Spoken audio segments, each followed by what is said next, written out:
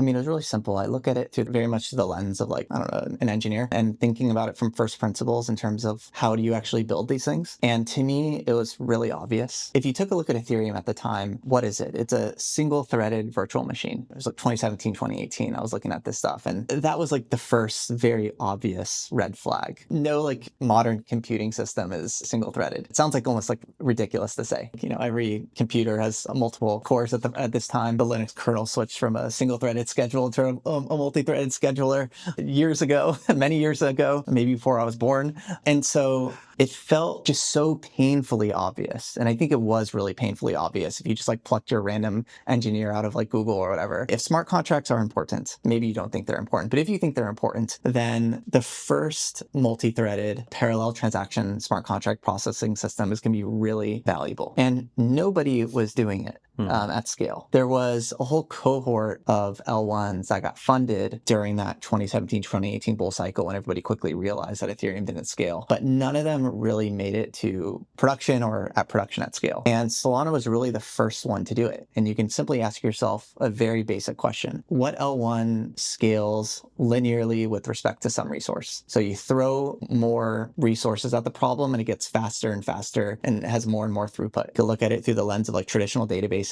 you know, like DynamoDB or like Cassandra, these like, you know, elastic NoSQL databases where you throw more machines at the problem and you hit like web scale or whatever. And classical like distributed databases world like evolved from that property. And we're seeing blockchains do the exact same thing. And so if you go back to 2020 and you ask yourself these questions and think about this from first principles, like fundamentally, how do I think about proper system design for scaling a transaction, like a classical transaction processing system? You need to have parallel transaction processing.